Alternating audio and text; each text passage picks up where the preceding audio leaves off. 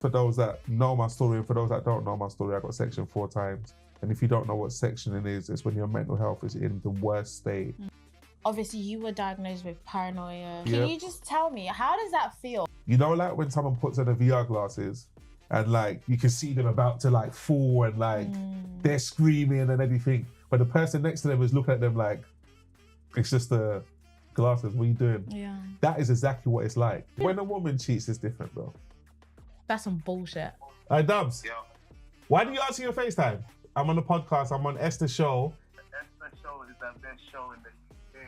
Jeez! Yeah, when I heard that Drake is considered a better rapper than Kendrick, I just get mad because I'm like, what does fucking Drake talk about? Like, hi guys, welcome back to the Esther show. It's your girl Esther, the Nigerian queen as always. And guys, I'm back with my second episode of the year. I'm gonna introduce my guest. His name is Shocka. I'm gonna let him introduce himself. No, as well. man, I need like, Esther, welcome me. Like, I'm in your world. Like, I need that, do you know what I mean? I need a nice introduction. Like, where, okay. like, where is, like, where, let's Was that not good me. enough for you? Let's do another one. Yeah, Let's go do on. it again. Introducing Yeah. the one and only, Yes. the conscious, Okay. the most conscious, Okay. not Pan-African. Just to put that in there. Yeah. The one and only Yeah. Shocka. Thank you, yeah, thank You got the you. jazz hands. Yes, thank you. I Is feel that better welcome. for you? Yeah, that's a bit Yeah? better. Okay. Yeah. So how are you feeling? I'm good, man. I'm in good spirits. I've been in good spirits this year. Yeah. I've been slightly. The only hiccup this year was that I had a show. I was meant to be doing O2 Is It an Academy Oh, okay. next month, but I had to cancel it. Why?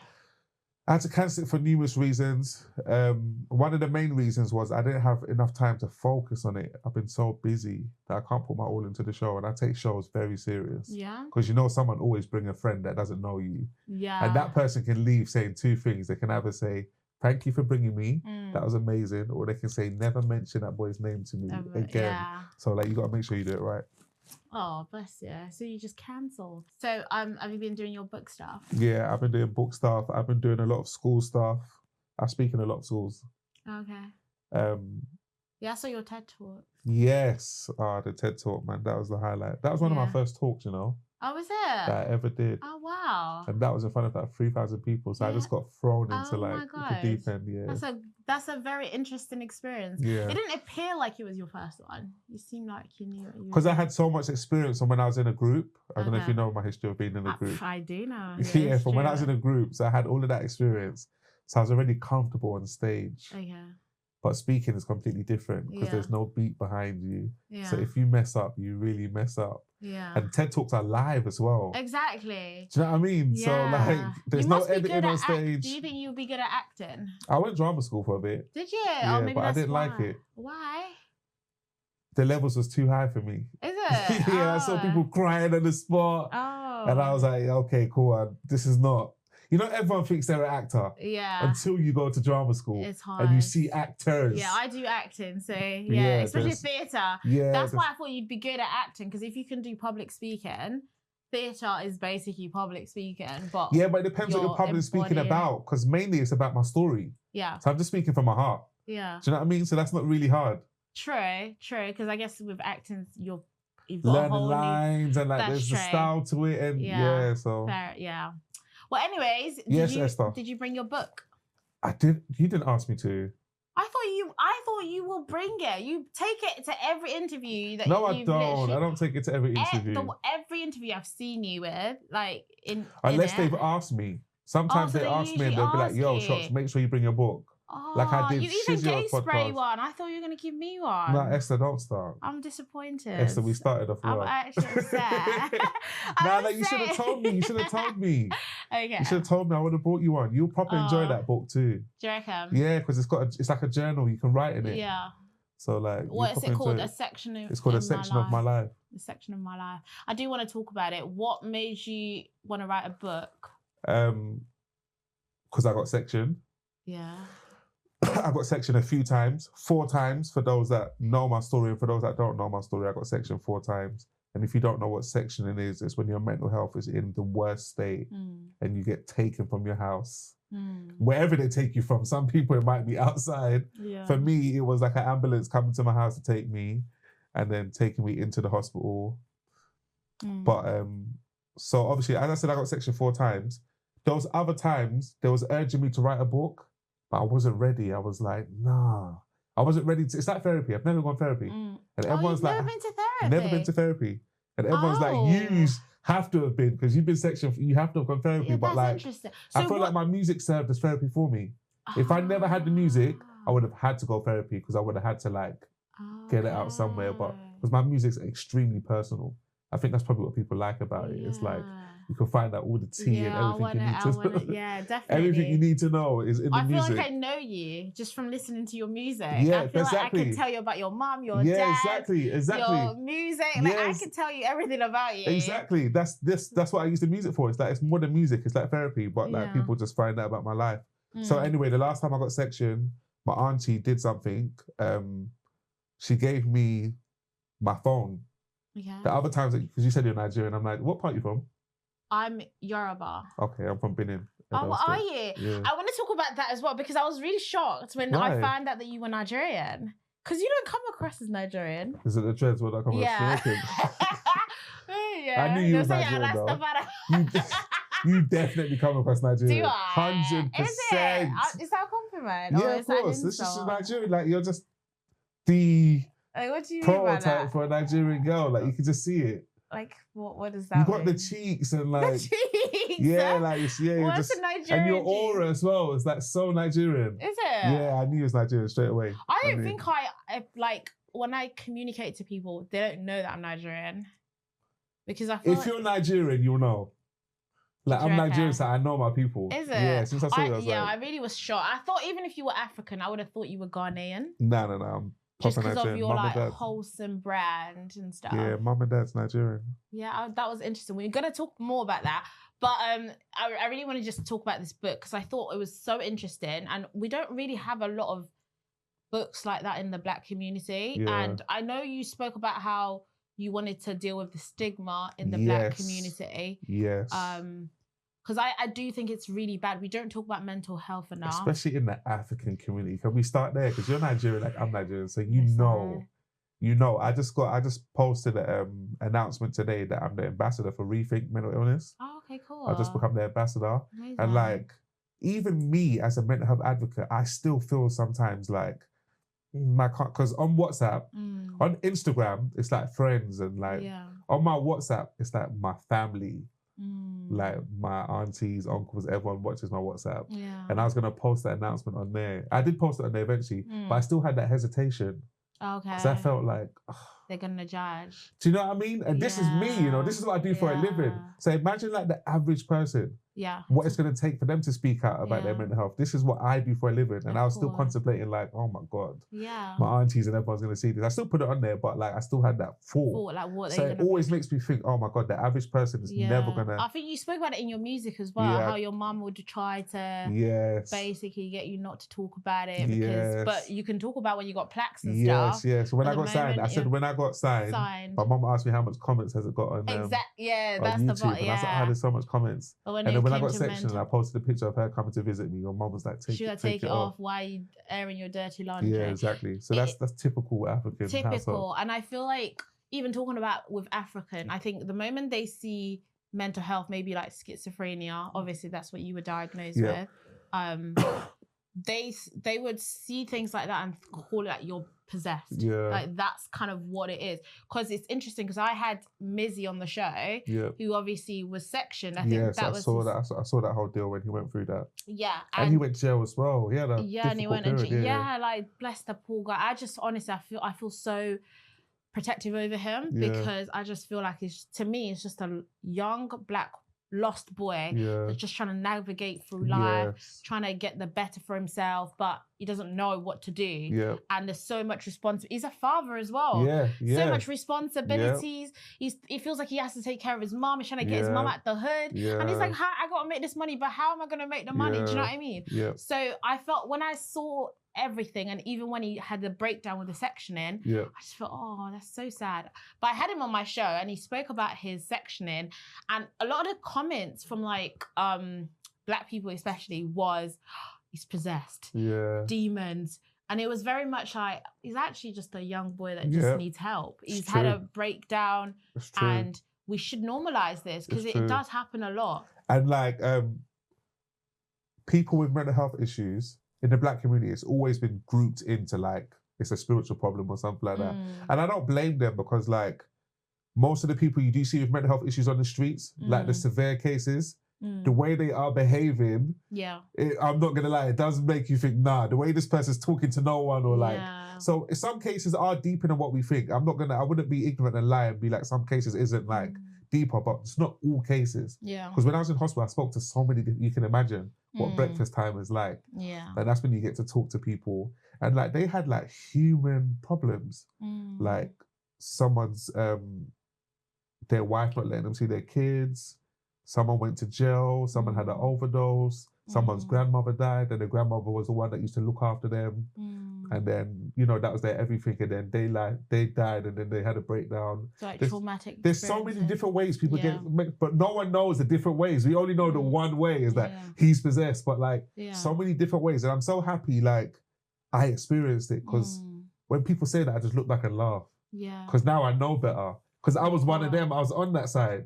I used to see people, I'm like, oh, look at this guy. But and now I just laugh at people and think, you have no idea, because like I've been with them. Like in Nigeria, they will say, oh, to Yahweh. So you got mad. That's literally like, and the biggest thing they say is someone's bang judge on you. So like, they just feel like someone's used you. Even my cousin, I used to have this debate with him all the time, where it'll be like, oh yeah, this woman went to a man's house and then she came out, she was just scattering her hair. And I'm like, do you think that she possibly could have a mental health problem and it's undiagnosed? And they'll be like, no, it's Juju. They've used their heads. And I'm like, that to me seems a bit problematic, that you're not considering that it could be a mental health problem. Don't get me wrong though, on the other side, I do think sometimes it could be a spiritual problem. That's what I said to you. That's what I said. Like, I'll be ignorant to say it's not. That definitely does happen. But we can't paint everyone with that brush. You have to understand. We've got to ask questions. When are we going to, because you got to understand, like, there is a story to it. Even if it was the person did get juju put on them, there's still a story to it. What happened? How did they get in that beef? Or, do you know what I mean? We don't even inquire about people's stories anymore. And Esther's got a story. How did Esther become this person that wants to do podcasting and like share her? What happened? Do you know what I mean? Like, what time? Was you shy at first? Did something happen to you? Did you hear yourself speak for the first time and think, oh, I like much, you know what I mean? No one knows. And when you get the proper context, that's what I'm saying. So when you get the proper context, then like things start making sense. Then you start looking at someone the right way. Do you know what I mean? It's like my mum, like obviously my mum's passed. When I hear my aunties and uncles talking about her and telling me different pieces that I never knew about her, it makes her even make more sense to me. You know, there's certain behaviors she might have displayed, as in like getting upset about certain things, and you think, why are you always angry? But then you find out like, no, this woman has been through a lot.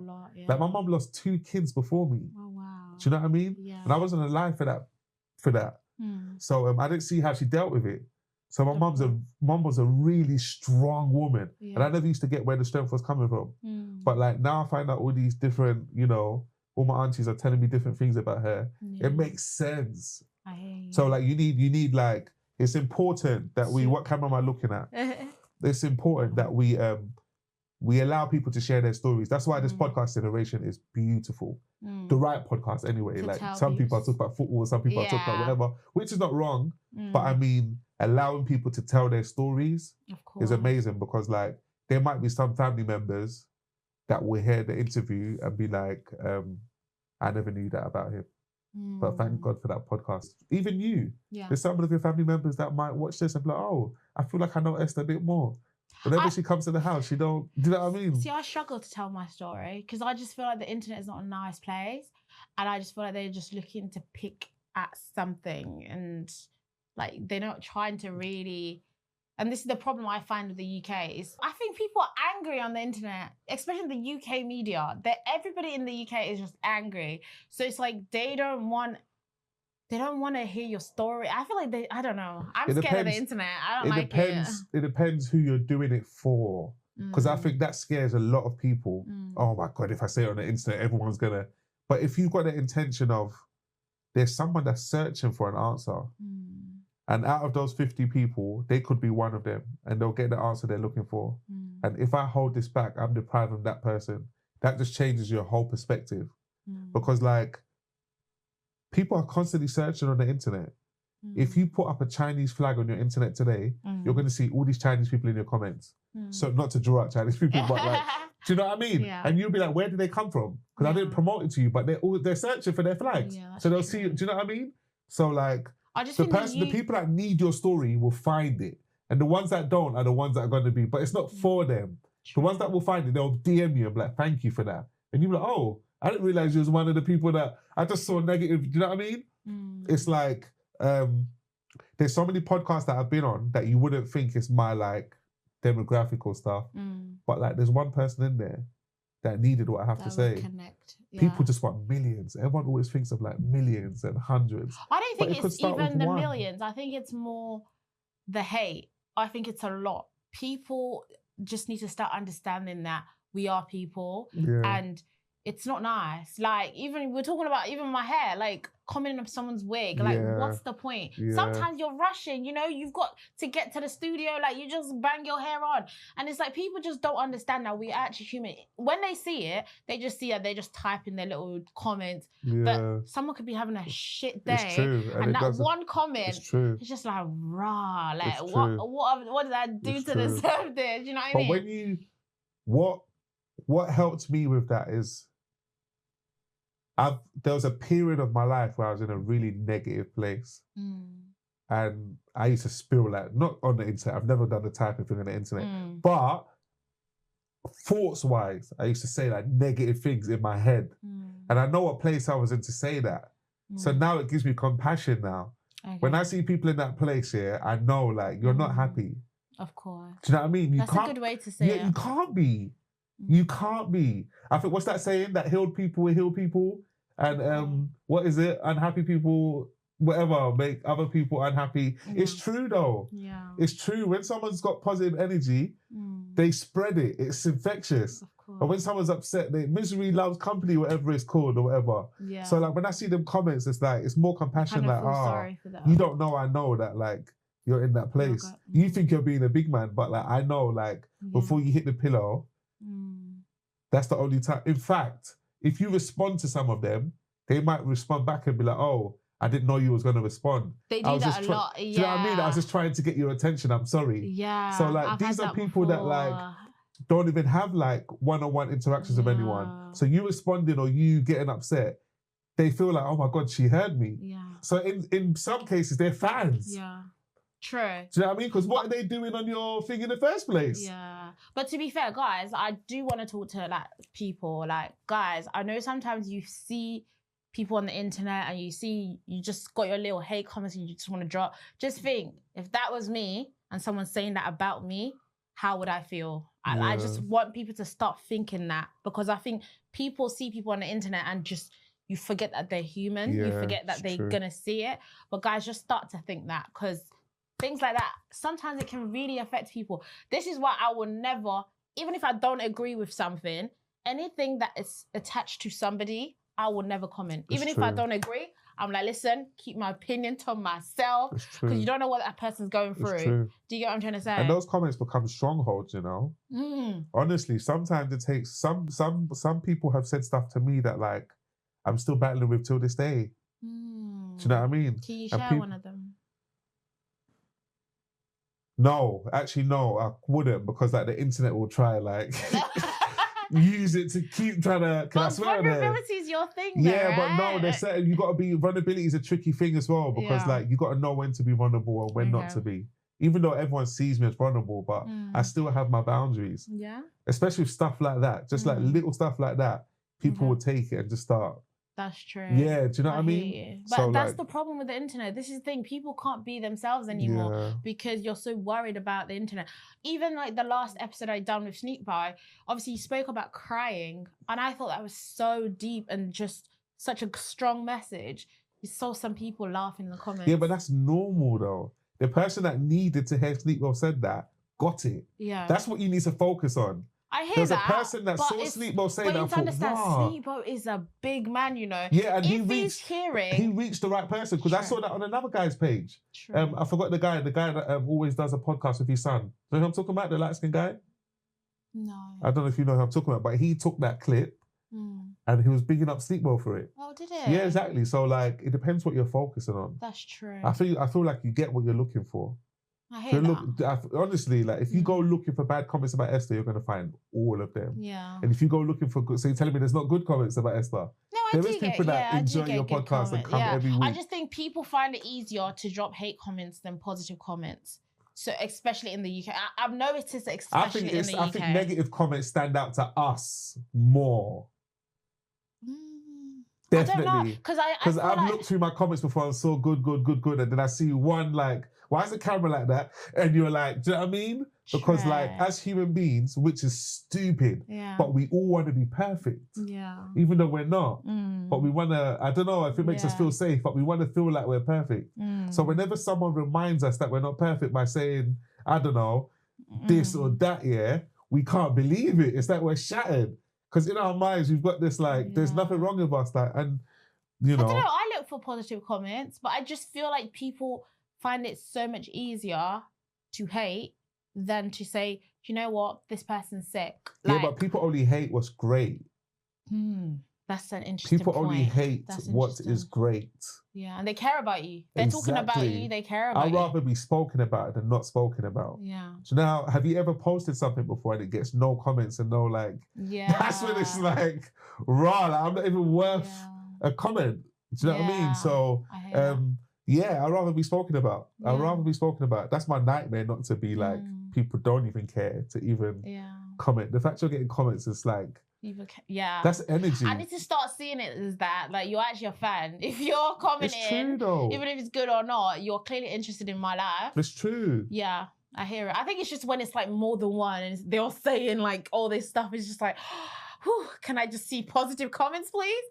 But no, I hear you. I'll start seeing it in a more positive light. Like, you care. Yeah. I love that. But another thing I Yes. wanted to discuss regarding this book and your Yeah. sectioning as well. Yeah. I've always thought, obviously, like say in the UK or in the white community in general, Yeah. they are obviously very well versed in talking about mental health and stuff. Mhm. Do you ever think sometimes they also like disregard the spiritual aspect? Because I've always considered that things What, like in the white community? yeah, because obviously they always try to understand mental health and I think in the white community, they're aware of it because we see their witches films and like Charmed Ones. Do you remember Charmed Ones? yeah. That was on E4. I used to love that program But for that's some usually reason. like a fantasy though. They don't actually show the reality. No, but I'm of saying like black magic. they take the fear out of it. Yes. Do you know what I mean? Yeah. So that's why we think they don't take it serious. Whereas in the black community, it's heavily pumped with fear. That's true. They'll scare you to death before you even. Yeah. Do you know what I mean? Like even the churches differences. Go to the white community's churches, you know, go to a Pentecostal church. You might, if you're not built for it, Yeah. you're gonna fall down before they've even called your name. That's true. The way they even sing certain songs, they'll take a basic Amazing Grace, and the way they'll sing it in the black church, They do. do you know what I mean? So like I think Yeah, it's just fear mongering is a massive thing. fear is like fear is one of the worst emotions because it cripples you. It actually cripples you. This is one of the reasons I kind of drift away from like the church. Because you're Christian, aren't you? And Yeah. you talk about God a lot. It's this fear mongering because Yeah. I just hate this idea of just pushing fear into people. Yeah. And I think the Pentecostal churches are very much, you're going to hell, you're going to hell. Yeah. And I'm like, okay, you know what? I don't want nothing to do with it no more. Yeah. And that causes religious psychosis as well. I hope you know that exists too. Yeah. There's a lot of people that's had breakdowns due to like their spirituality that they believe in. I think There I was had in- that one time. Yeah, Okay, there was not so like- much fear that like it caused them to have a breakdown. Especially the idea of hell. Like, can you imagine? It's true. Everlasting, but like that's like how can you, that'll make you not want to live life. Exactly. I swear, That'll make you think I don't even want to, anything I do, like, do you know what I mean? You're kind of like, you can't live like that. That makes you, everyone's battled with that. I used to think, stay up night and be like, oh my God, what? But then I sat there and I thought about it. I think I saw a parent and their child, or I thought about how much my mum loved me and I'm her child. And I was like, my mum would never send me there, no matter what I do. Not saying I should violate and do anything, but like, do you know what I mean? Just as like my mum's child, there's parents that like their child has committed murder and they're doing life and they still go to visit them on visitations and say, that's my baby. Do you know what I mean? Of course. So like for me to be, that's my parent, let alone God's child. Do you know what I mean? I didn't ask to be created. We didn't ask to be here, Esther. Exactly. Do you know what I mean? Yeah. God decided one day, oh, let me create Esther. Yeah. So what, I'm going to create Esther with my own, free will. And then Esther does something and now she has to like, it's not, it don't make sense. It's true. It's not fair. That don't make sense. That's the kind of stuff that will put people off God forever. It don't make sense. I went to a very like strong Christian kind of church today, and obviously this hell was like what they preached all the time. I remember the experience I had. It was very much, I had like, it's meant to be like a revival service, and I had this experience. Like, it was so eye-opening. I was hot. I remember I was really hot. I was crying tears. I felt on fire. I felt like I was on fire, and then it was just such a weird experience. It was joyful, but it was scary, and that's I was what fear hot, can do to you. honestly. And from that moment, for like a couple months, I was scared to go out because I was like, I'm gonna sin and I'm gonna go to hell. If I do this, if I speak to this person, they're gonna make me sin and I'm gonna go to hell. And I felt so scared. I was like, oh my God, God, just take me out of this earth. I don't want to be here anymore. I genuinely felt like, you know what, I don't want to be here anymore because everything I do is a sin. And it was just scary. And I was just like, you know what? Yeah. And I think I ended up going down that path where I was like, you know what? I don't like this. Yeah, exactly. So, you know what? what? A lot of people have been there. And the only part, another part that I don't like is that like the hell that we're talking about is afterlife. So like, even if it's not true, you can't come back and tell people. Do you know what I mean? So it's like, it's going to put you in anxiety for the whole of your life. Yeah. Because it's after, so you might as well just live. Not just live recklessly, but like, you can't spend the whole of your life saying, oh my God, and then miss out on life. And then, you could wake up on the other side and it's not even that. And then you're saying, oh my God, I didn't live. Yeah. You know what I mean? So like, talking about Charmed One, remember the Charmed One I was telling you about? Yeah. The reason why I like that, I don't know, I used to always watch that show, but like, there used to be a Grim Reaper, you know, the Angel of Death in it? And I remember them asking, I think the Charmed One was asking the Angel of Death, what's the point of your job? Like, why do you come to get people? Why death? Why do you come to get people? And he said the realest things ever. He said, if there's no me, people won't live. He said, if there's basically saying that, like, if there's no angel of death, if I don't come and they're just here forever, people will just take their time and just, oh, do you know what? I'll do it in 100 years. I'll do it in 1,000,000 years. He goes, I'm the reason that people force themselves to live because they know I'm coming. Do you know what I mean? So I don't have time. The angel, do you know what I mean? Whereas like, if he wasn't there, we'll just do it. We'll just, whatever. Yeah, but he's like, I'll do that tomorrow. That is such an interesting point. Yeah. And when I heard that, I was like, oh, it's true. Death forces you to live. So death has a purpose. So I was thinking, why life and death? Why can't we just, but that makes sense. Putting that death there forces you to, there's a lot of people that's achieved their dreams or took that risk because of death. They said, nah, I've got to do it. Whereas like a lot of people won't make the jump if that wasn't. So things make sense. God actually knows what it's doing. Knows exactly what it's doing. Because that point that you just made, it literally just, I met a woman this week and she helped me because I was basically in this middle of nowhere. I was trying to get somewhere before 4 and then I couldn't get no taxis and I knocked on her door and I was like, can you just help me? My taxi, I can't get no taxis, there's no buses, there's nothing. And then bless her, she drove me where I needed to go. And I've just thought, wow, what a lovely woman. Especially because I don't really expect people to help me. You don't know me. So I just thought she's so lovely. And then obviously I was just saying thank you to her when she was leaving. I was like, thank you so much, you're a lifesaver. And then she was like, oh yeah, I've got cancer. So, because I tried to offer her money, that's why. I tried to offer her money. I was like, please just take it. Yeah. She was like, listen, I've got cancer. I don't need the money. I just wanted to help someone out today. You see what I'm saying? And that's what that really stood out to me. This idea that, do you know, what if she didn't have cancer? Yeah, she might have thought, nah. Do you know what I mean? Like, nah. Why am I helping you? And that is so true. But Death makes us it forces her to say, it gave her another perspective. Like, why not help this person? Yeah. What other chance? I might not have another chance. You know what I'm saying? Yeah. So like, there's purposes for things. So when I found out that, then I started looking at death differently. I was like, oh, that makes sense. Yeah. So then me being afraid of death, it's like, okay, this is forcing me to live. I Do you know love what I that. mean? So it's like maybe all the stuff where, because you know what they say, we fear what we don't understand. So maybe all the stuff we're fearing, we've got to find out the understanding that we're not getting. Because God don't want us, it says in the Bible, we're not meant to have a spirit of fear. Of course. So even the Creator don't want us to fear. Yeah. So whenever you're fearing, you got to be able to, it's hard to do because I'm preaching now, but like, trust me, when you're fearing, you can't do what I'm about to say. But you need to pause and be like, I'm not meant to be feeling this fear. How am I perceiving it to make me feel this way? What am I, do you know what I mean? What way am I looking at it? That's making me, it's hard to, I'm saying it like it's easy, it's not, but like. Yeah, I see what you mean. That's what we need. We need the correct perception for everything. I hear that. But I wanted to talk about your diagnosis. Obviously you were diagnosed with paranoia schizophrenia. Paranoia schizophrenia, Can you just tell me, how does that feel? Just like try to explain it. Jesus. It's like, I posted something. I posted someone with a VR glasses? You know the virtual reality glasses that you put on? I posted someone as an example of what it's like.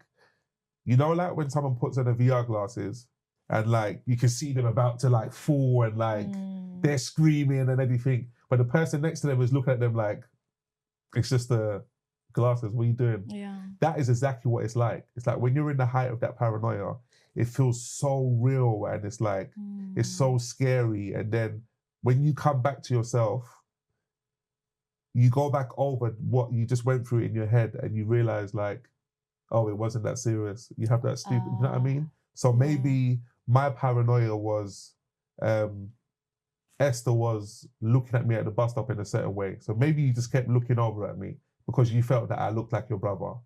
But I thought you was looking at me for a whole different reason.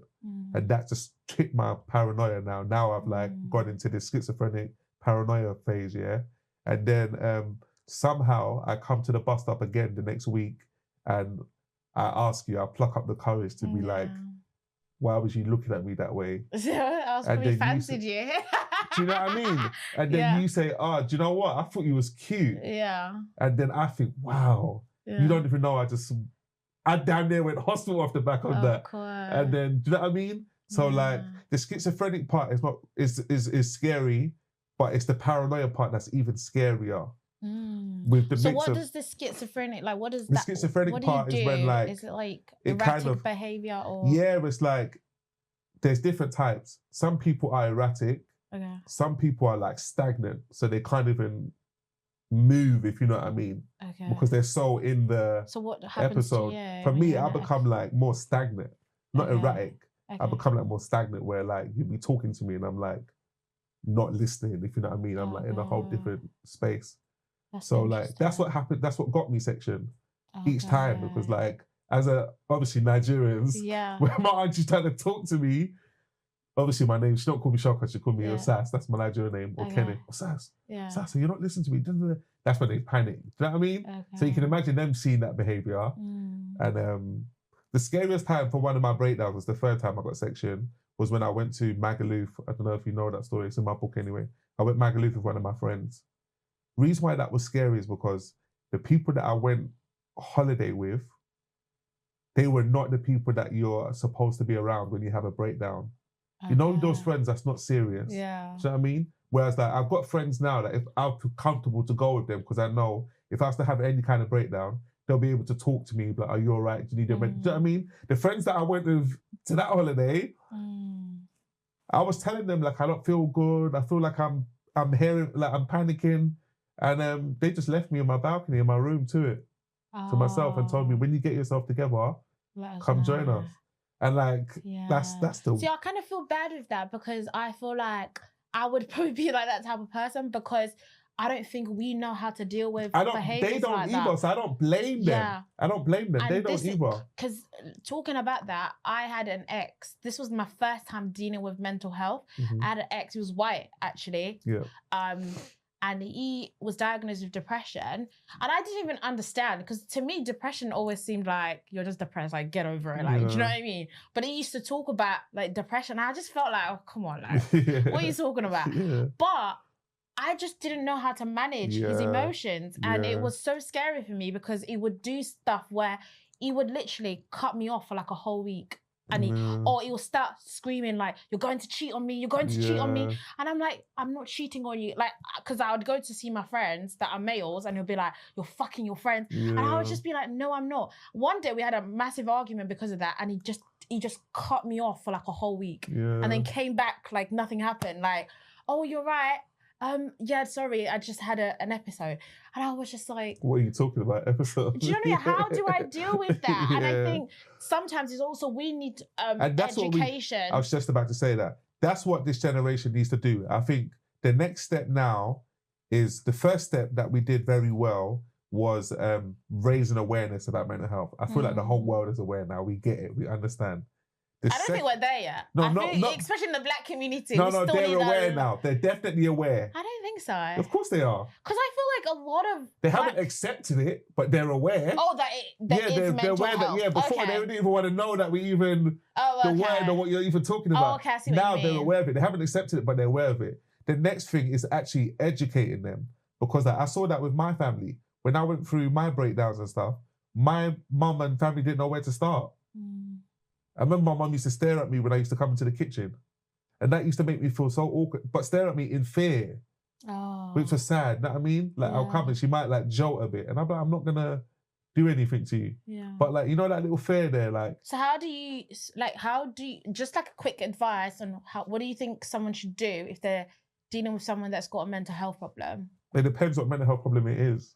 Like say someone was dealing with someone's having an episode, what should be the stuff that they would do? Like say, I don't know, we're going for an episode and maybe, like you say, you freeze sometimes.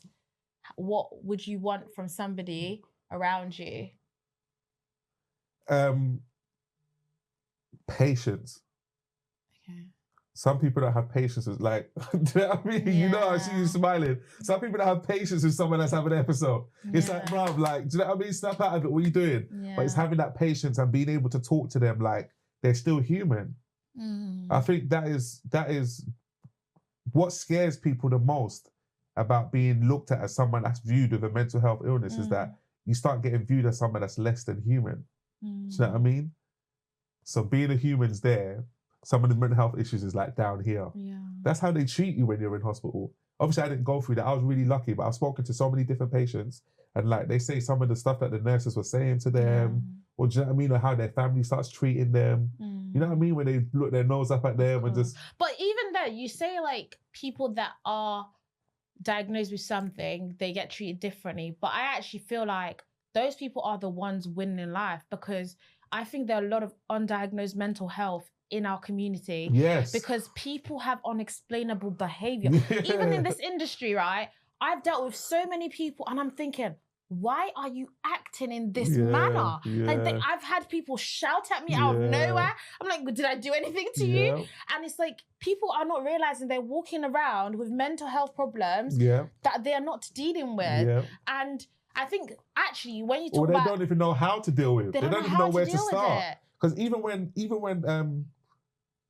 I had my first breakdown, I didn't even realize. It's only afterwards that I tracked my behavior backwards and I was like, oh yeah, you was like, you was way gone. You was way depressed. Like people don't even realize. So back to what we were saying, education is so important. That's the next thing that we need to do now. We need to start really educating our people and educating everyone on like what a breakdown is. How do you recover from it? How do you assist? Like the question you asked, so many people must have that question. How do I assist someone? If my friend has got like, even even just seeing a man cry, people's first reaction is to laugh. Yeah, that's weird. And I was one of them, like, yeah. it's like, and I don't even mean to. It's like my body just does it naturally. Exactly. It's like, oh my God, like. It's because we are so, in our community, we're so bad with dealing with mental health. Like, it's not something that you even talk about. Yeah. Like, you just expect to man up and keep going. And it's like the sleepwell thing, talking about how he's been crying and he's been in touch with himself a bit more this year. That, like, what's funny about that? Do you know what I mean? And do you know what's annoying to me? Because why aren't we graceful? Because we are actually the poorest community in the UK. Yeah. We have the least opportunities. Life is tough for Black people in the UK. Yeah. And why are we the most toughest on each other? Exactly. We need more grace because we're going through a lot. Exactly. A lot. Exactly. Honestly. And what's so funny is that, like, we're actually going through the same things. Do you know what I mean? So the fact we can't, like, give grace to another person when they're going through what you're going through, it don't make no sense. We're going through the same things. Exactly. Yeah. Guys, let's be graceful to each other. We deserve. Being Black is tough. It is so tough. Oh my God. Especially for Black men. Yeah, so I found out recently Black men have the lowest employment rate compared to Black women. So they're less employable than Black women. Yeah. And that leads to the single motherhood. Yes. Because Black men they don't feel adequate to be fathers. Yeah. I know you spoke about that as well in your, because you the song about single mothers. Yes, I got a song called Single Mothers, and this is stuff that we don't consider. I think we don't understand that our Black men are struggling. Yeah, like, true. Because maybe sometimes I feel like I understand the struggle of a Black man because I think I do a lot of masculine things. Like I've got a car, I've got a house, I've got my show, I've got businesses. Do you know what I mean? Like I invest and I know the stuff. Even driving alone, parking ticket, ULEZ charge. And if you don't pay your parking ticket, bailiffs are going to show up at your house. CCJs, like there's so much that you have to consistently deal with. Another thing that they even introduced recently, no air zone. What the hell is a no air zone? I don't know. Apparently that happens in Birmingham where they have like a no air zone. I was just like, imagine, and then women are saying you need a car. If you don't have a car, no, you can't talk to me. I'm like, some people can't even fathom what some men are going through. Oh, I feel honestly, so sorry some for people men. can't even fathom it. No, I feel sorry because this society, especially, they are so against Black men. They are trying to demasculate them in every level, and I think we are all not understanding the war that has been waged on the Black family, especially. Definitely. And I think we blame each other. The men are blaming the women. The women are blaming the men. We're not understanding who's orchestrating this. The society. They're keeping men out of employment. Giving women all their benefits. You know what? If you claim single mother, you know what? I will give you a house. So you don't need that man no more. Do you get what I mean? Now he feels useless. Sometimes that's why men leave because they feel like, what can I offer this woman? I literally cannot do anything for her. And they just leave. And it's like, what do you even think as a Black man? What do you think we can do to bridge this gap between Black men and women? We need to be more understanding. Is that what you said? You only understood half of what we're going through because you ended up in a position that we're in terms of the independence, having to, like, you know, get your own car, get your own house.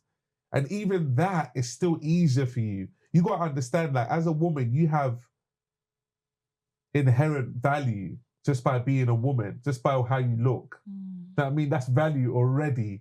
Whereas as a man, we're not born with, obviously we're born with value because, like, we're God's children. But I mean, like, in the world, the way the world views you, we have to build ourselves. So I mean, we've got to get ripped to the gym. We've got to get a funny personality. We've got to build our confidence. It takes a lot. Whereas, like, they're like, this might sound crazy saying this, but there's no woman that can't get a guy. It just might not be the guy you're looking for. So you might have to settle, but you can get a guy. Whereas, like, with a guy, it's completely different.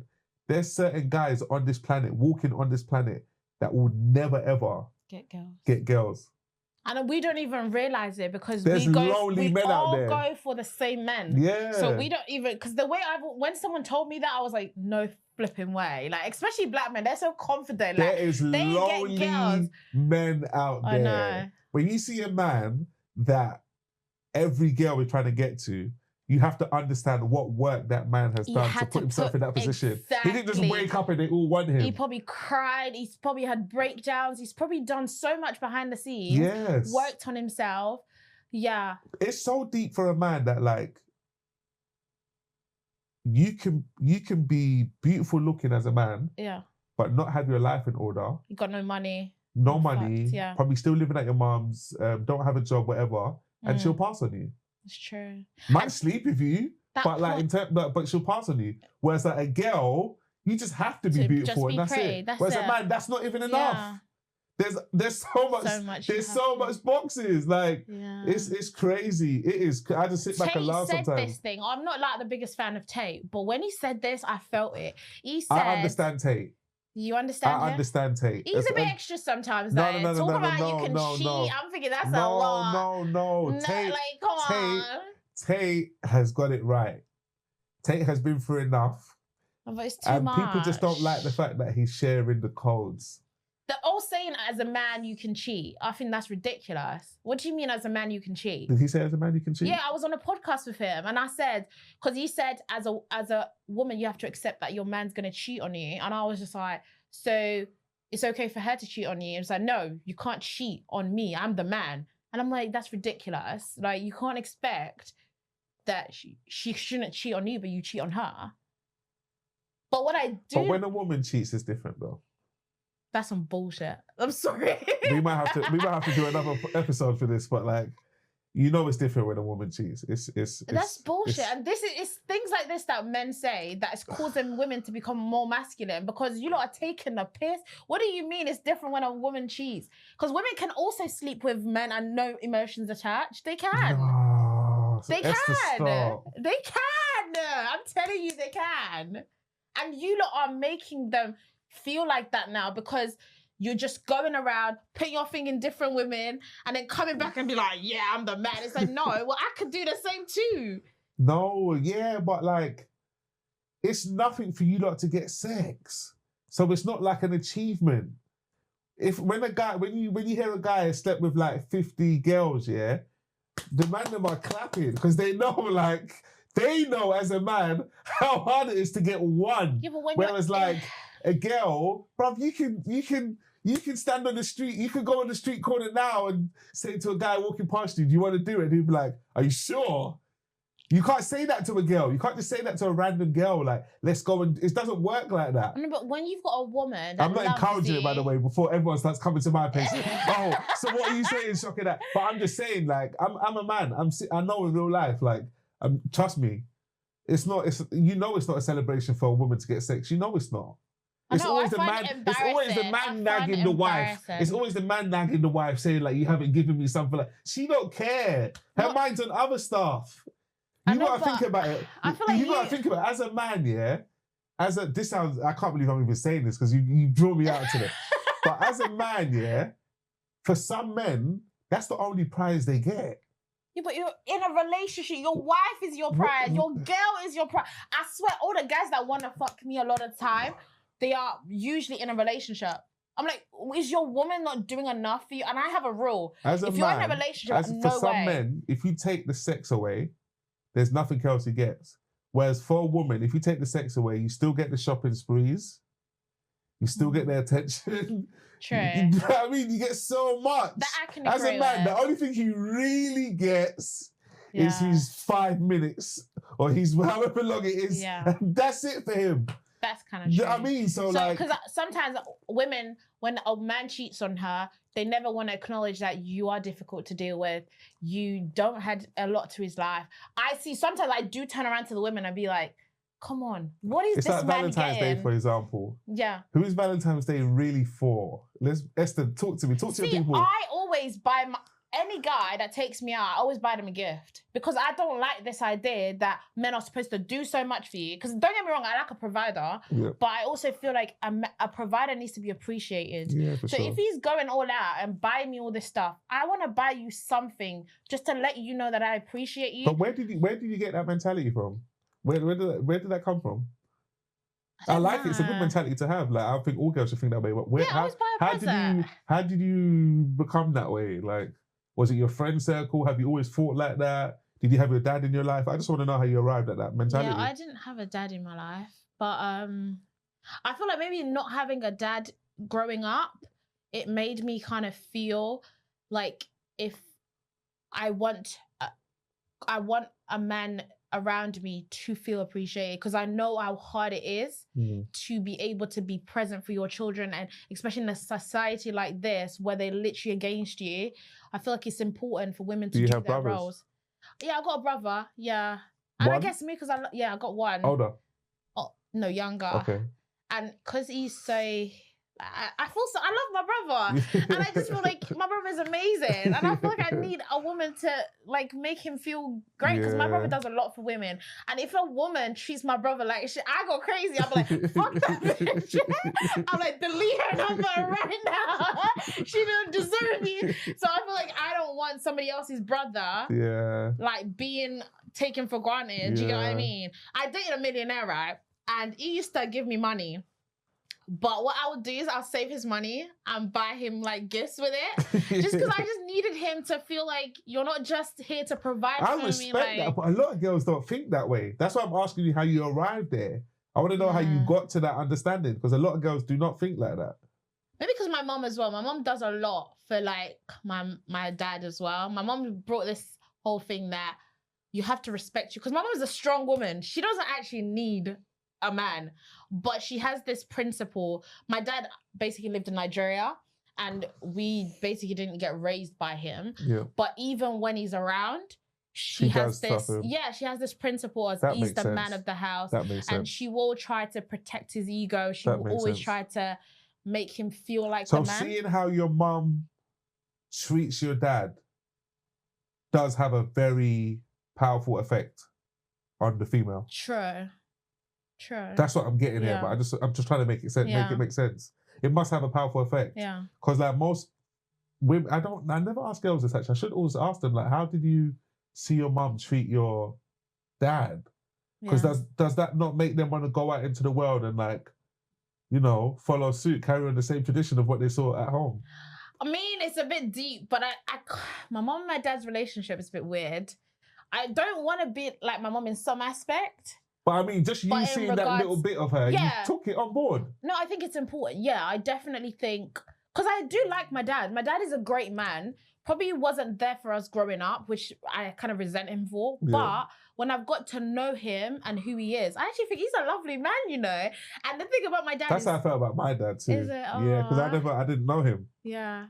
He's a boxer. He's a boxer. You did your research, Esther. Yeah, I didn't know him, but when we started talking, because like when my mum got cancer, he came back into the picture. You know, when something like that happens, everyone starts coming from everywhere. And we started talking, and I started getting to know him, and I was like, he's proper blessed. Yeah. Because, but my mum never painted him in a bad way though. She wasn't one of those ones that said, she used to just say the only little remark my mum would say is like, he didn't try. I don't know what she meant by that. Maybe like he didn't put enough effort to like come back into the country because he got deported. Maybe she'll say he didn't put enough, but she used to always say that little sentence of like, he didn't try. Yeah. And that will always be a mystery. I don't know what that means, as in like. Did you ever feel any resentment towards him for, I guess, not being there for you? I didn't. Yeah. I actually understand him even more. And you can tell by my songs. First I had a song called Haven't Spoken to Dad. Yeah. Then I had a song called, from Haven't Spoken to Dad, then I had a song called Good Fathers. So that just shows, you know, the growth. Of course. So from Haven't Spoken to Dad, I was upset that, like, you know, I haven't spoken to him. Then Good Fathers, I'm talking about there's actually good dads out there. So like, I give you grace. Yeah. To be fair, there are great dads out there. And like you said, we don't talk enough about it because they are amazing fathers. All my friends are like the girl dads, they've got daughters, and I'm seeing them like correct the mistakes that our dads made. It's a beautiful thing. Yeah. I mean, I do want to touch on Marvell music. Yes. Do you know, I'm so mad, yeah, because I knew about you, right? But I didn't know. What, from Marvell days? No, I didn't. Okay. That's what I was so mad, because I knew about, like, I saw your DJ AG set. Yeah. And obviously, when I was doing the research for this, I was like, okay. And then I saw Marvel music. I was like, what? Marvel, are you like, you guys were big. Yeah. And I feel like you had so much potential and it just fell apart. Because we came out in the wrong, not even to make excuses, but that era did play a big impact. It did have a big impact on when we came out. Because the era that we came out in, there wasn't like free black boys groups like us. There still isn't now. I'm still waiting for someone to finish off what we started. Honestly. But it's so difficult. Like all the record labels used to say the same thing to us. How do we market you? The label that was meant to get signed to, it was out of us and The Wanted. Remember the group The Wanted? Wanted, yeah. They signed The Wanted, which is cool because The Wanted went on and smashed it. But that's just to let you know what they was looking for. They was looking for the next pop group. And they was looking at us like... I'm a big fan of JLS, and maybe that's why that's who we would have been competing with. I fell in love with you. When I saw you guys, I was like, oh my God. And you guys had the swag, the looks. You guys were fine as hell. I'm going to say that. And obviously, when I saw it, I was just like, what? This was a gem. And you guys had the flow, because you had the grime sets they used to do with Tim Westwood and stuff. And our music was commercial as well. Like Marvel music, we know there were commercial songs. We just needed the shot. We just needed someone to take the chance. Yeah. And they wasn't willing to take that risk. And I get it at that time. At that time, we stuck out like a sore thumb. It was the only black kind of pop kind of group. But it would have been sick, It would have been sick. And like the effect it would have had on black kids. Yeah. Now I'm thinking about it, because I see how much people come up to me in the streets today. Yeah. So imagine if we was at that level and black kids saw us, they would have thought, we would have had more Marvels in school. Like, we want to be like them. Yeah. So, yeah. Did you ever feel like the group kind of held your career back a little bit? I think they helped me. Yeah? I think if I didn't have the group and I just came out talking about mental health and what I was talking about, I don't think no one would have wanted to pay me attention and hear me. Yeah. I think the only reason why I got the platform for people to want to hear my story is because I was Shocka for Marvel. So it's like, oh shit, I want to know what happened to him. They were sick. Yeah. And that gave me the chance to like get my message out there. If not, it would have been really difficult. Really, can you just imagine me like DMing people saying, I want to talk about my, it's like, yeah. So do you kind of feel like you had a bit of an upper hand then 100%. in regards to your solo career? 100,000,000%, definitely. Still was difficult, but like, it wasn't as difficult. I got a lot of like, I just got a good first impression. But you guys were touring and stuff. Like you were doing Skepta, so much. We toured with Chipmunk. We was killing it. We was killing it. It just wasn't, it was just the time we was in. It was just harder. So like now it's easier. Do you think? 100%. But do you think you've learned stuff from being in Marvel that has helped your career now? Yes. One of the things I learned is that when you're on because we was on a trailblazing path. We was the first to do what we've done. Yeah. But we didn't know that. So like when all these doors was getting shut in our face, we was getting discouraged, not knowing that, no, that's actually the signs of like being on a path to greatness. That's going to make your story even better. I mean, so now I'm back in that position again. Whereas like I'm speaking about mental health, it's brand new, no one's done it before. So because of the Marvel situation, when I want to give up, I remember, no. Remember what happened then? So you got But do you think you can get back to the success of Marvel? I think I could do, but I feel like I do different things as well. So it's not just all hanging on the music. Okay. I'm in the mental health world. I mean, I do all different stuff. Whereas like them times, it was just music. Yeah. I feel like I can reach there in like different worlds, if you know what I mean. Yeah. Which will help the music too. Because the bigger I get, saying it helps both sides. But yeah. And I want to talk about Vertex and Double S. Obviously, you did speak about in one of your interviews, you spoke about how actually you wrote a song. Letter to Marvel. And you explained what happened. Yeah. And it was because a lot of people didn't know it was actually because Vertex and Double S didn't get on. And they did get on. We're all good friends. We're in a group now. We've got a group on WhatsApp. Oh, okay. Also now they get on. Yes, man. Everyone's all lovely now. But it's not they didn't get on, but there was a little bit of like, I can't explain it. It was like underlining. You said Vertex used to mug off. Yeah, like, it was like an underlining tension there, man. And they're my brothers as well, so I hate saying it like that, but like, it was there. Okay. I felt like it was there. Whether they'll admit it or not, it was there. And like, yeah. Because isn't that what broke up the group? It's not what broke up the group. What actually broke up the group was, it didn't really break up the group, but Double S wanted to go solo. I think I mentioned that too. I mentioned it in my book. He felt like, which is understandable, he felt like, I'm getting older. Okay. So like, if I don't go, because remember, he was solo first. He came out with Chipmunk. Yeah. Them two came out together. Then he joined Marvel. So he was thinking like, if I don't do it now, when am I going to get a chance to like, you know, go for my solo career? So, which is understandable. So honestly, because I didn't know much about Double S, and obviously I listened to some of his track. He sounds spitting of Chipmunk. Yeah. I was listening to Chipmunk. No, That's crazy. He's incredible as well. Some of his new stuff, because he's doing more Afrobeat stuff now. Yeah. So like when his new stuff comes out. Okay. So back then, when a lot of people used to say Double S should have just gone solo and dropped you, whatever. Yeah. Did that make you feel some type of way?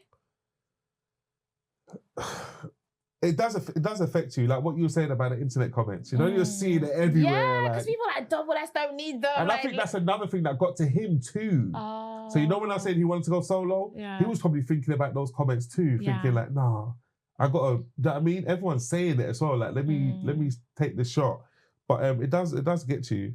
But I knew what Marvel was too at the same time. So I was thinking, you don't even know. Like, trust me, you're gonna fall in love with the group. Just give us some time. And they did. Like, people call for Marvel all the time now. Yeah. So and this is what annoys me about the Black community, because they get into people's heads. Yeah. So you could have potentially just ruined something, and now like. Do you get it? Because thinking about, because that's happened to a lot of groups in the scene. Even like the Ivorian and Abigail. Yeah.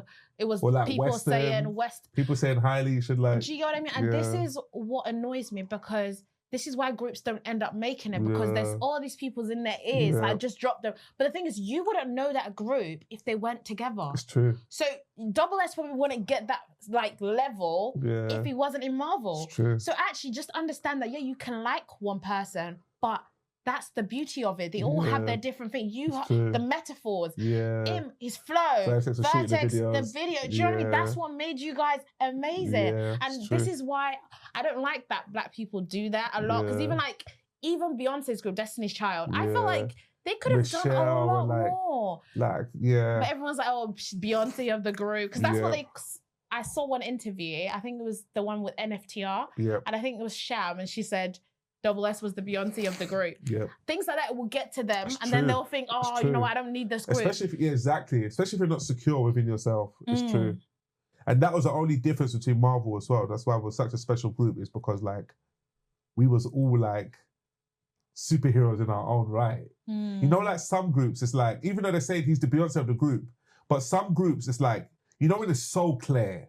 Do you know what I mean? Like Beyonce, to be fair, it was clear. Like Beyonce was like out there.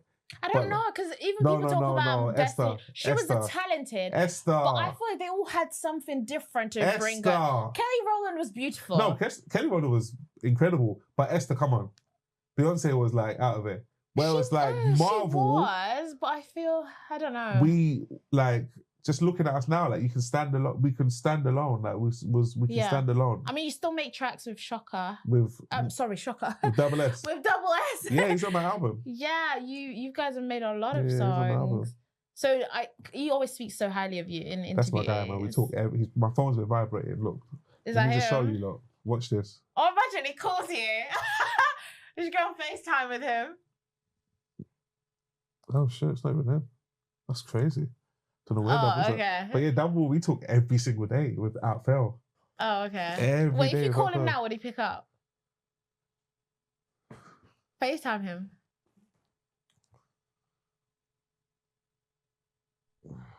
Double pick up.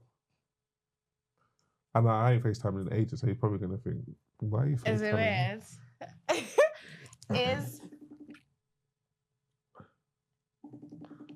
Fingers crossed. Is he gonna pick up?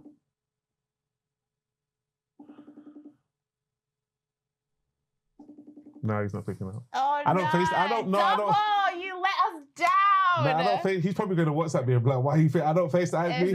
We ain't FaceTime each other in we used to, but we don't. So he's probably gonna think he knows something's up though. Because I don't FaceTime him, but so he's gonna text you. But yeah, no, Double, because someone did that to me the other day. They was like, if your life was on the line, who would you call? And Double's not one of them, as you can see. I called my friend Otis, and my friend Otis picks up. He picks up my call whenever. If I call him, look, let's do the Otis test again. Okay, Part 2, watch this. I would like double to pick up though. I know. Watch this. Oh, this will never let me down. Watch this. Otis. Hi, Otis. Hey, Otis. I did the test again to see if you'll pick up the call. Thank you, my brother. Thank you for never letting me down. Oh. Come on, bro. I just looked at my phone. I'm in a session. Oh, Alright, you're an amazing friend. Nah, I'm gonna shout you. All right, take care. Bye. Right, You should tell him how much you love him. Let me He's call- gonna shout you. Let me call Double now. If Double picks up, that would be so good. Oh, it's got bare numbers. This one.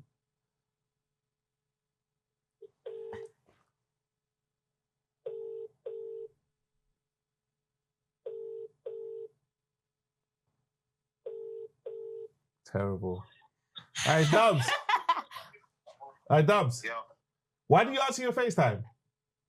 what happened? I'm on the podcast.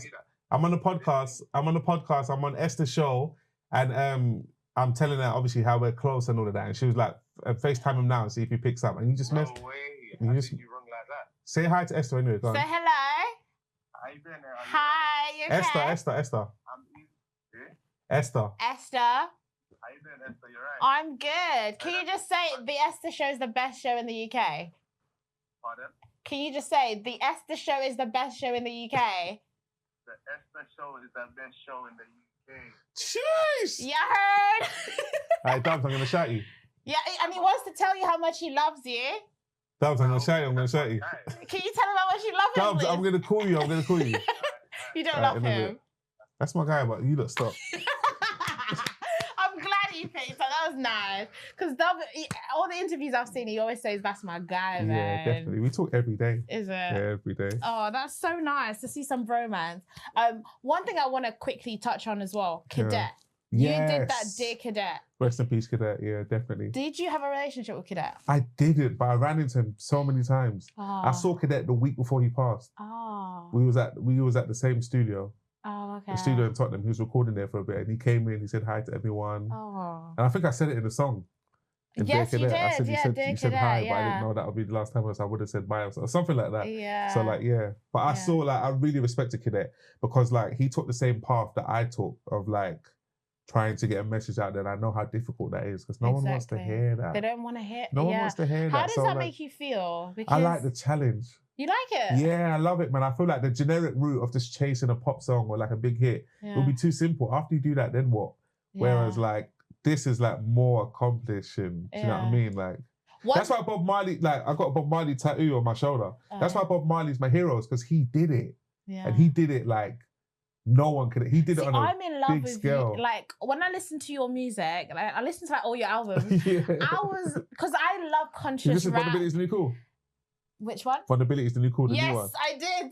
I honestly, because I'm a big fan of Kendrick Lamar. Yes. So, Stop. Like, he's the greatest rapper to me. Yeah. So obviously, I love Wretch 3T. I love Gets. Yeah. So obviously, when I saw you, I was just like, oh, how have I not known Yeah. about him? Like, I love. And the fact that when I was listening to your albums, I just felt like I knew you. It was so Yeah. weird. Like, 'cause you told the story of your life. Yeah. And like, you were a preacher. You were preaching, like telling people, educating people.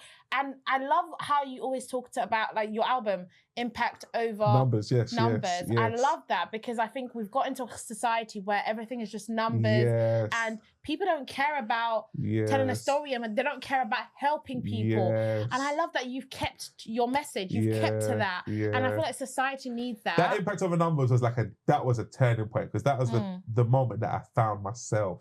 Oh. That was the moment that I decided like this is what I want to represent. Before that, I was kind of like putting my foot in, Yeah. but then I'll go back and still try and chase her. Do you know what I mean? Yeah. But like Impact Over Numbers, when I decided like This is it. I want to impact lives. Yeah. That's But what I I'm want to scared do. for you though, because obviously as much as I love Kendrick, he's not the richest rapper. He's like, rich enough though. Yeah, but Drake is considered the richest rapper. Yeah, the but how biggest rich do you rapper. want to be? And I know, but Kendrick, to me, it should be the richest because there's no rapper greater than Kendrick in my eyes. Yeah, that's when my I hear hero. about Yeah, yeah. Drake, when I heard that Drake is considered a better rapper than Kendrick, I just get mad because I'm like, what does fucking Drake talk about? Like, do you get what I'm trying to say? I fuck with Drake too, actually. I love That's my Drake. guy. Don't get me wrong. But, I love Drake. Drake is amazing at what It he depends. does. It depends. That's why I said I had to put Impact at the forefront. Exactly. Because like if it was money-wise, then I'll be saying, I'm not rich enough. But like when you put impact there, and the impact brings the money eventually anyway. Yeah. It brings the money eventually. I remember Kendrick used to have that lyric, if you're a true Kendrick Lamar fan, he's got that bar when he says, I need you to understand me. I want to win your hearts before I win a Grammy, yeah? Oh, and I don't know. I feel bad. No, you shouldn't know that because I'm a Kendrick Lamar stan. Okay. And I was like, what did he mean by I want to win your hearts before I win a Grammy? Why not win the Grammy first and then win their hearts? Yeah. But then I get what he meant. Like he's saying like, I want to have your trust. I want to have your loyalty. I want to have your heart. And then after I've got your heart, then we can go for the numbers. And do you know what I mean? And like, I've taken that same formula. It's like, I want to have your heart first and your respect. And then after I do that, then we can, have fun. But once you got their respect, that means they're on your side, like thick and through. I've been a Kendrick Lamar fan for like over a decade now. Same. I'm not going anywhere. Like, every tour he does in the UK, I'm there. Yeah, she's coming Tottenham. Do you want to come together? Should we go together? I'll be Caesar, going. I'm coming. I'm gonna be there. I love that man so much. He's coming Tottenham. Like, that's my hometown. With Caesar. Yeah. Scissor. Yeah, so yeah. Yeah. And also, to just end it off, your DJ AG set, you said you were the coldest, the North London's coldest. I'm you not said you're not Rich VT, but you're the closest. That's a big statement still. That's just me paying homage to the GOAT. No, but you said you're the North London's coldest. We've got people like Avellino, Chip. So you think you're colder than all of them? I love them though. Those are my guys. But you said you're the coldest. I'm just saying, like, I'm one. I know. See, I knew I had to get the bar right because that's because I don't talk like that. Yeah, bro. I said I'm one of North. I said, listen. What do you mean? I said I'm one of North London's. I'm one of North London's coldest. I'm not Rextree 2, but I'm the closest. I didn't say like I'm North London. Did I say I'm North London's coldest? You're the closest. I swear you said I'm the North London's coldest. No, I think I said I'm one of North London's coldest. But even then, I'm one of North London's coldest. I'm saying like, I'm in the top 10. I'm not Rextree 2, but I'm the closest. Yeah. That means Avellino's out. Everyone is out. It's you. Yeah. You say it with your chest, yeah? Say it with the chest. I feel like I'm the closest. Oh, okay. But even now, I feel like, because Rextree 2 has been a hero of mine. Everyone knows this. When you read my book, there's like a special chapter. Not chapter, but there's a paragraph that like, he's sick though. I talk about Rextree 2, an intimate moment in my life as well that I went through that like he's in that scenario of my life. So like, which he doesn't even know about. So basically, now when you read the book, you know what I'm talking about. Yeah. But so Rextree 2's always been a hero of mine. I saw him make it. I'm from Broadwater Farm, he's from Tiverton. I saw this guy walking around when no one knew him. And the next minute, he's a superstar and he's got #1. I saw that with my own eyes. So like, do you know what I mean? Yeah. But even now, I feel like I've kind of gone my own path because like I felt like for a while I was like following his path indirectly, not even like consciously. Of course. Do you know what I mean? I might go to a studio and I'm like, oh, who was here? And I'm like, oh, Rex was just here. So just consciously, or like, Rex had dreads ages ago, and then before I know it, I'm growing dreads. Just, do you know what I mean? Just unconsciously. Yeah. But then where I think I deviated and went on my own path is when I went through the mental health stuff. Okay. That's what like made me unique. Okay. Because no one else in the scene has gone through that. It's just me.